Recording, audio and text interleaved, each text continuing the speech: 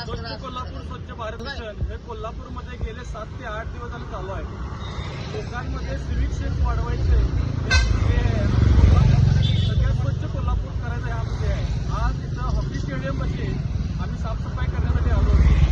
तिथे आम्हाला मदत युवा फाउंडेशन या यंग मुले सगळे आहेत त्यांच्याकडून आम्हाला आज मदत मिळाली आहे. त्याबद्दल त्यांचे आभार आणि धन्यवाद.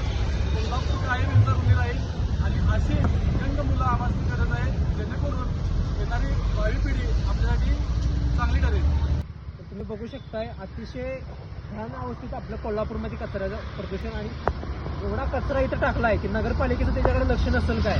मी स्वतः बघू शकताय रस्त्याच्या बाजूला प्रत्येक ठिकाणी कचऱ्याच्या पिशव्या आणि नको तसे साहित्य पडलेले आहेत. त्याच्याकडे कुठंतरी नगरपालिकेनं दुर्लक्ष केलेलं आहे. हे जाणून घ्यायला पाहिजे आपल्या कोल्हापुरात. मद्यपान करून दारूच्या बाटल्या ज्या आहेत त्या तुम्ही एका ठिकाणी ठेवत जावा किंवा त्या बारमध्ये परत येत जावा. ती लोक तिथं काय त्याचं करते.